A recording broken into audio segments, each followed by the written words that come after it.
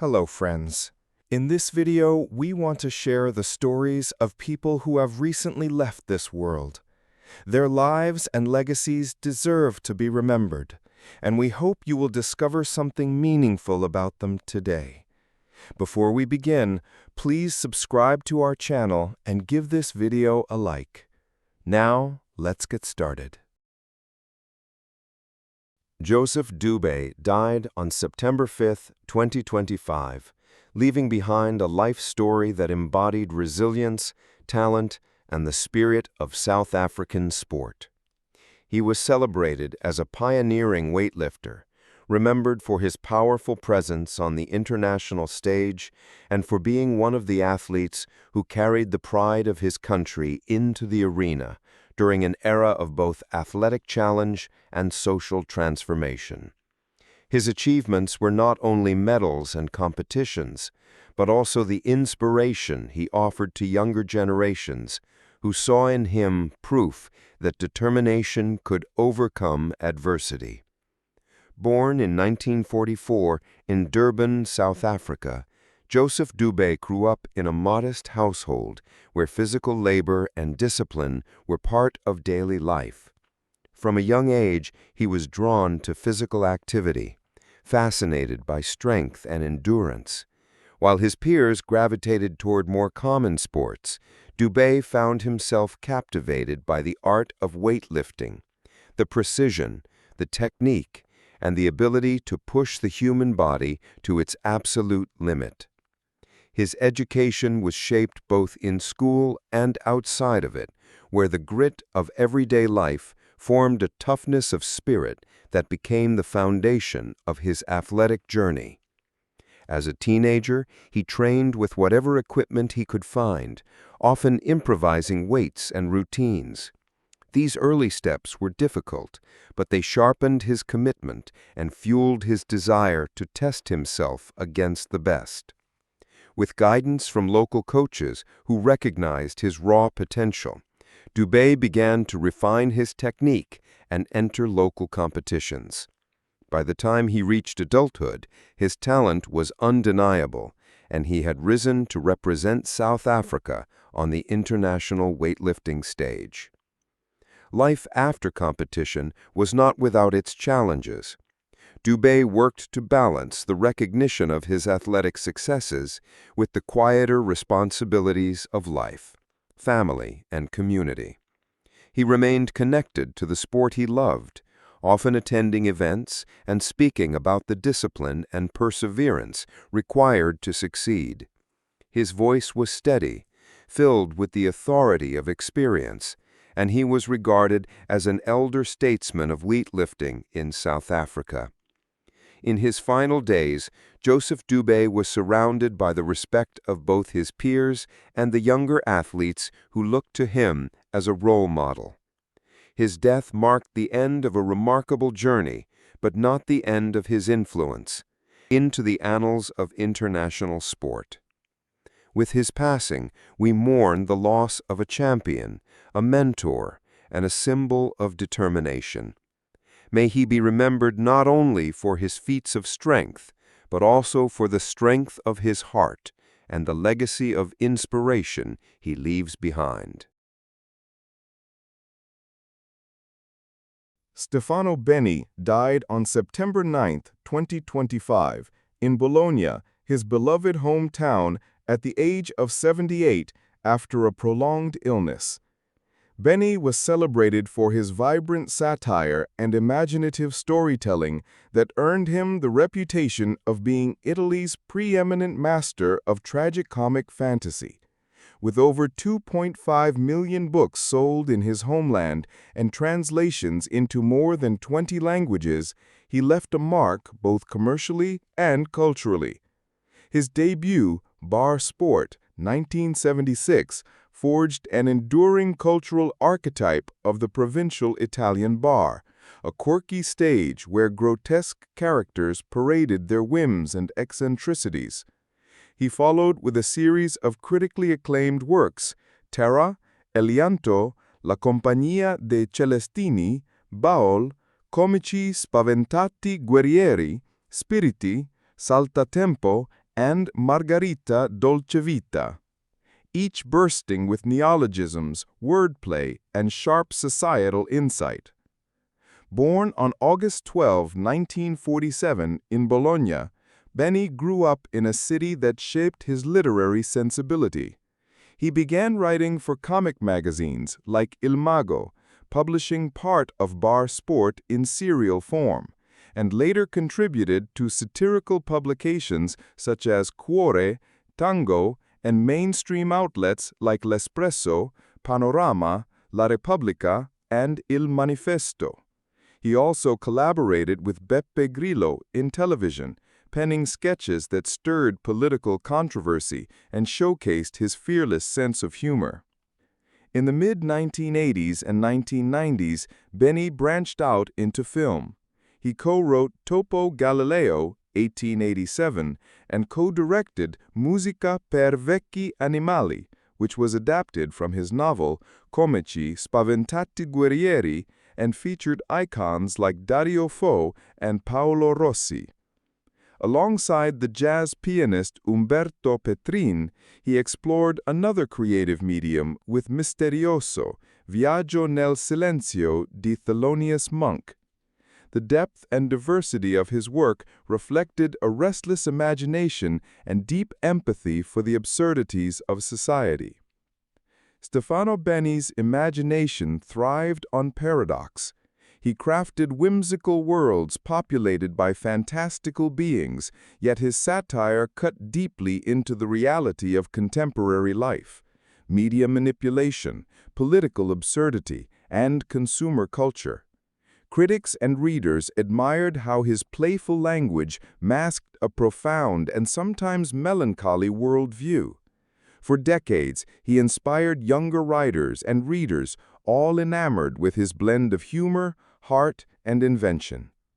In his final days, frail and largely withdrawn from public life, Benni faced the loss of speech, a cruel irony for a man whose art depended on words.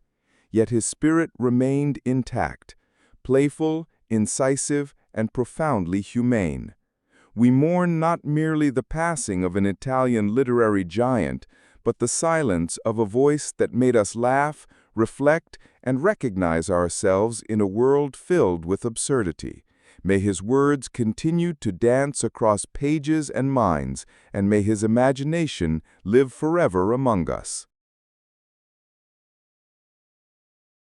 Robert K. Corbin died on September 9, 2025, closing the final chapter of a life that deeply shaped the political and legal landscape of Arizona and left a lasting imprint on American public life.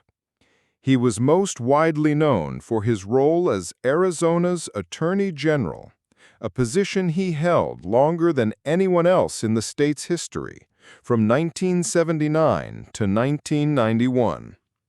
Through those 12 years, Corbin became a symbol of integrity, prosecutorial strength, and an unyielding defender of justice.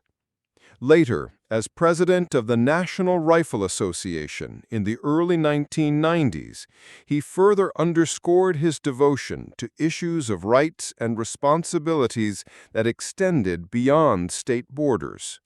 Born on November 17, 1928, in the small town of Worthington, Indiana, Robert Keith Corbin grew up in a post-Depression America where values of hard work and duty were etched into daily life.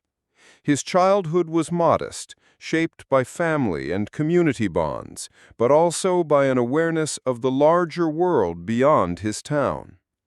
After graduating high school, he joined the U.S. Navy in 1946, where the discipline of military service instilled in him an enduring sense of order and accountability. Following his service, he pursued higher education at Indiana University Bloomington, where he earned his law degree. This combination of small-town roots, military discipline, and academic rigor forged the man who would step into Arizona's complex political stage. Corbin began his career in law as a deputy county attorney in Maricopa County in 1958. It was a turbulent period for Arizona, with the rapid growth of Phoenix bringing both opportunity and challenges.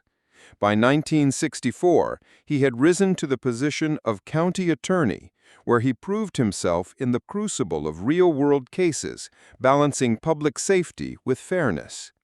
His years as an attorney were marked by a directness that earned him respect among colleagues and adversaries alike. He would later join the Maricopa County Board of Supervisors in 1972, gaining an insider's understanding of local governance and sharpening the skills that prepared him for state office. In 1978, Robert Corbin was elected Attorney General of Arizona, assuming office the following year. His tenure was defined by high-profile cases that tested both his legal acumen and moral compass. He oversaw the prosecution of Governor Evan Mecham on campaign finance violations and took on former Congressman Sam Steiger in a notorious attempted extortion case. These trials demonstrated not only his courage in confronting powerful figures, but also his belief that the law should stand above politics. He was widely regarded as a straight shooter, a man who would not bend his principles for convenience or favor. His career was not without its trials. As Attorney General, he navigated political storms and criticism, yet he always emerged with his reputation for honesty intact. His leadership left behind a legal framework that emphasized accountability at every level of government. After retiring from his role as Attorney General in 1991, he took his principles onto the national stage, becoming president of the National Rifle Association in 1992. Though his tenure there was brief, it reflected his continued commitment to causes he believed were fundamental to public life. In his later years, Robert Corbin remained an admired figure in Arizona, remembered not just for his professional achievements, but for the personal qualities that defined him: discipline, fairness, and quiet resilience. His passing at the age of 96 brought a wave of reflection across the state and beyond. Those who worked alongside him spoke of his steadiness, his ability to navigate pressure without losing sight of justice, and his quiet but firm leadership style.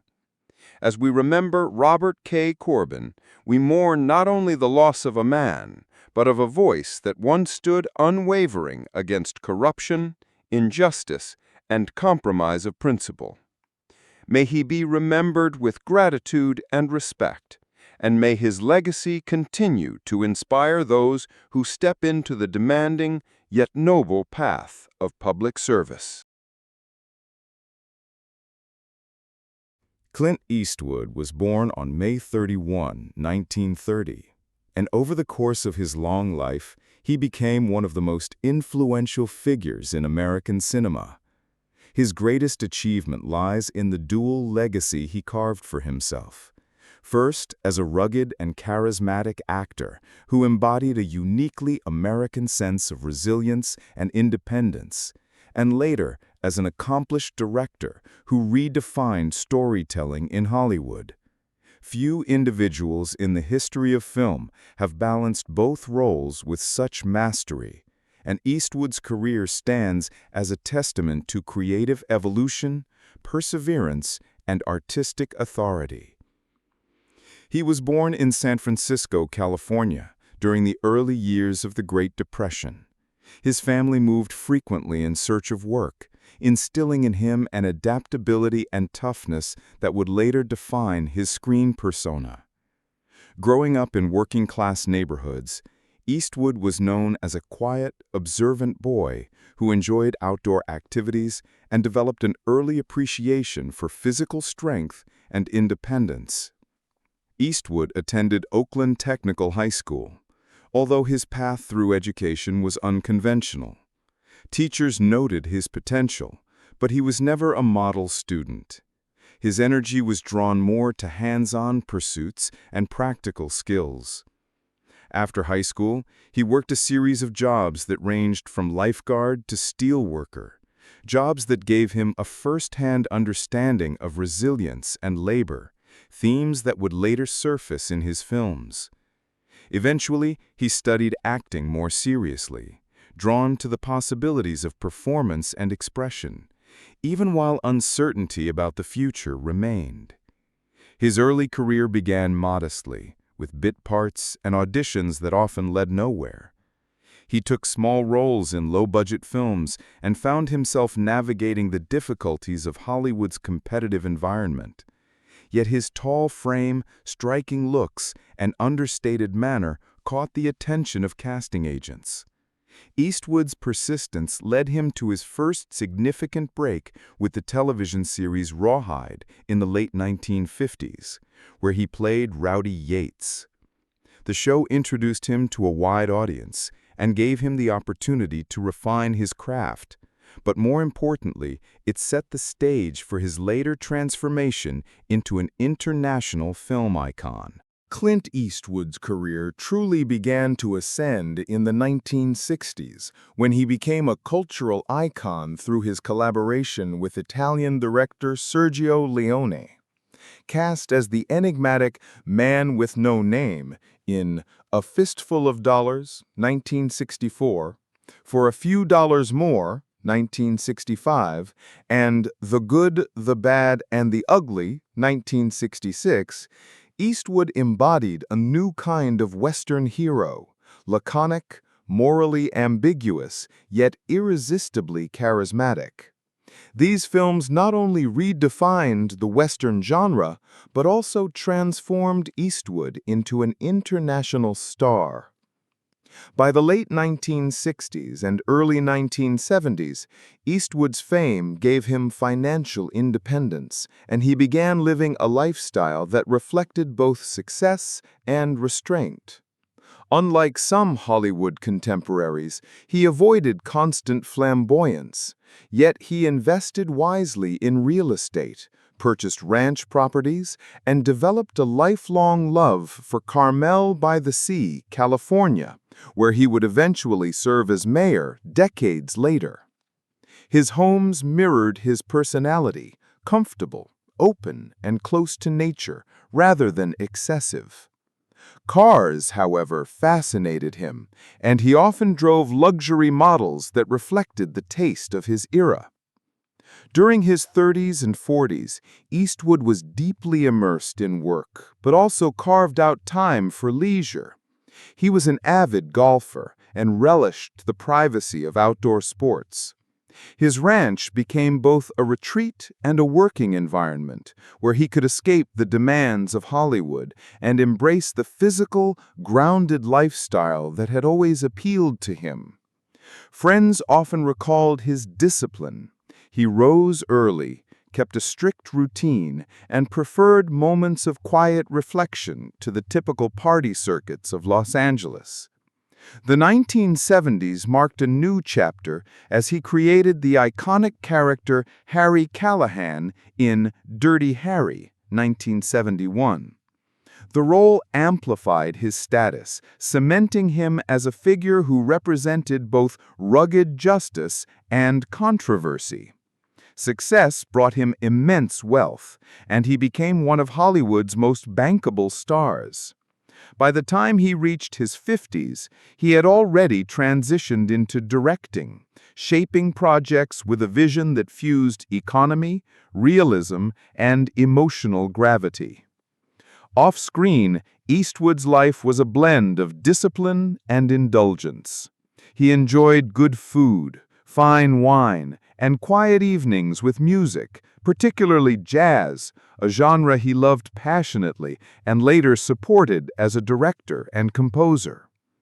His relationships often attracted public attention, yet his private side remained centered on his children, his work, and his land. Unlike many stars who lost themselves in excess, Eastwood balanced the allure of wealth with an enduring attachment to simpler roots. By the time he was approaching 60, Eastwood had reached a unique plateau. He was not only a star of global renown, but also an emerging auteur, respected for his ability to reinvent himself. His choices reflected confidence and maturity. He had lived through the temptations of fame, made his mark with defining roles, built a secure financial foundation, and positioned himself to shape his artistic legacy on his own terms. In his later years, Clint Eastwood's life unfolded as a profound mixture of resilience, reflection, and vulnerability. Age, though it had long seemed powerless against his towering presence, eventually began to impose its rhythm. He struggled with recurring ailments. His back, worn from decades of performing his own stunts and carrying the physical demands of rugged roles, often ached with relentless persistence. There were murmurs of heart strain, fatigue that lingered longer than before, and a general slowing of the body that once moved with deliberate, panther-like grace. Yet, even as his health faltered, his sharp gaze and indomitable will continued to define him, making him a figure who could never be entirely subdued by time. Family and personal life carried their own shades of triumph and sorrow. Eastwood was a father to many children, and his later years were shaped by a yearning to mend and strengthen those ties, making up for the absences of his younger, restless days. He spent more evenings with family, inviting warmth into his once solitary ranch, where the clatter of dishes at dinner and the laughter of grandchildren replaced the echo of silence. But these joys were balanced by piercing losses. Colleagues and friends who had shared his journey, actors, musicians, and directors who had stood beside him in Hollywood's golden years, passed away one by one, leaving him with the heavy quiet of remembrance. Within his own family, death and estrangement carved wounds that even his stoic composure could not mask. Each absence, whether of a friend or loved one, etched deeper lines into his expression, softening the granite into something more reflective, almost mournful. Despite these shadows, his discipline never abandoned him. He rose early, worked steadily, and even as illness pressed upon him, he directed and shaped projects with precision. His ranch became both a sanctuary and a mirror of his state of mind. Evenings spent with a book by the fireplace, mornings walking through dew-covered grass, afternoons when jazz filled the rooms of his house like whispers from another era. Visitors often remarked on how his silence spoke louder than words, how his measured gestures carried both dignity and fatigue, as though each movement held the sum of his years. He was no longer the young drifter with a squinting stare, nor the maverick filmmaker pushing against Hollywood's tides. He had become something larger, an embodiment of persistence, a reminder of what it meant to endure. His films remained alive in the collective memory, each one a fragment of his identity, and through them, audiences revisited not only characters but also the essence of the man himself. As age advanced, Clint Eastwood often appeared as though standing at the edge of memory, half in the present and half in the past. He bore illness and grief with the same calm fortitude that had once made him a cinematic legend. And though his body slowed, his spirit, rooted in discipline, independence, and a refusal to surrender, remained unbroken. To those around him, he was a monument, not of stone or bronze, but of endurance, shaped by both triumph and loss, standing tall in the twilight of his life, etched against the horizon like a figure from one of his own films.